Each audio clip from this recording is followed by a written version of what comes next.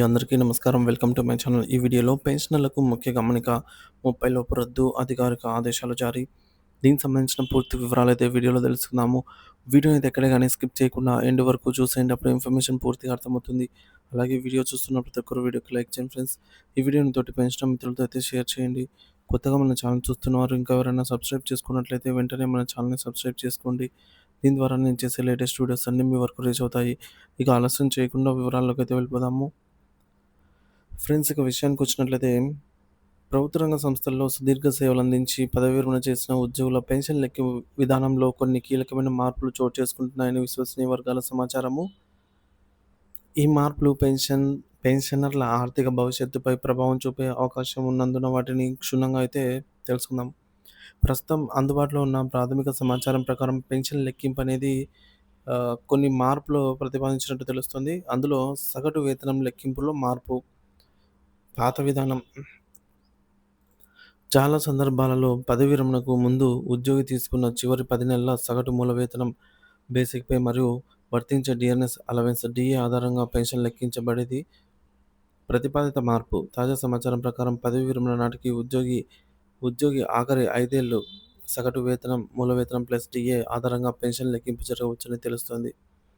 ఈ ప్రభావం వల్ల ఈ మార్పుల వల్ల చివరి సంవత్సరాల్లో వేతన వృద్ధి ఎక్కువగా ఉన్న వారికి కొంతమేర పెన్షన్ తగ్గే అవకాశం ఉంటుంది.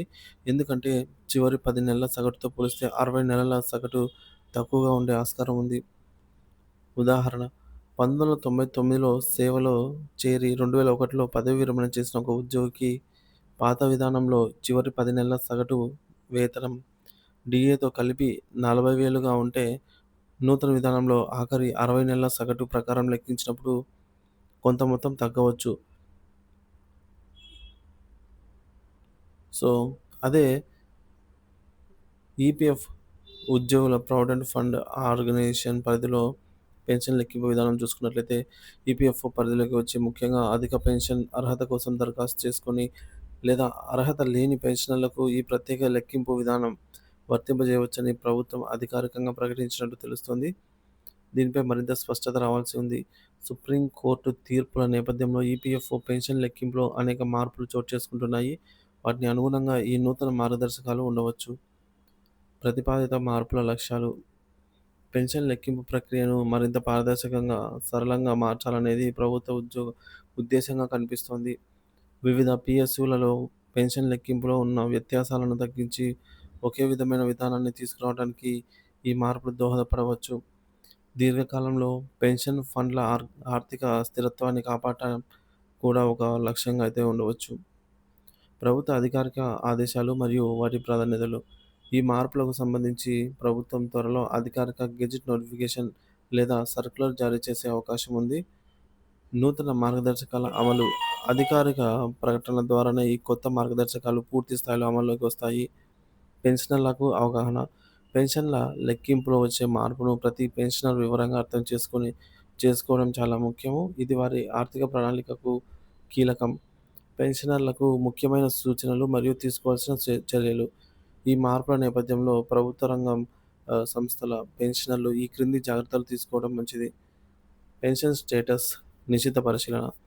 ప్రభుత్వం అధికారిక మార్పులను ప్రకటించిన తర్వాత మీ పెన్షన్ పేమెంట్ ఆర్డర్, పీపీఓ మరియు నెలవారీ పెన్షన్ స్టేట్మెంట్లను జాగ్రత్తగా పరిశీలించండి. కొత్త లెక్కింపు విధానం ప్రకారంగా మీ పెన్షన్ సరిగ్గా లెక్కించబడిందో లేదో నిర్ధారించుకోండి.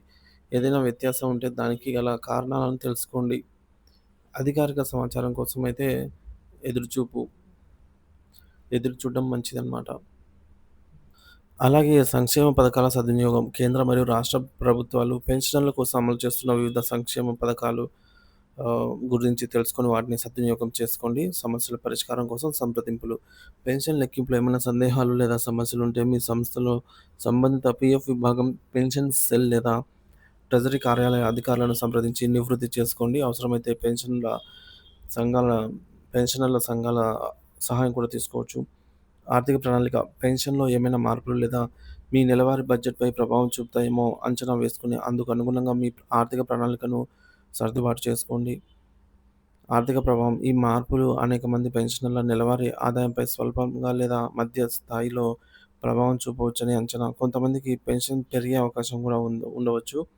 అది వారి సర్వీస్ కాలం మరియు వేతన శ్రేణిపై ఆధారపడి ఉంటుంది. దీర్ఘకాలంలో ఈ మార్పులు పెన్షన్ వ్యవస్థను మరింత స్థిరంగా మార్చడానికి ఉద్దేశించినవి కావచ్చు.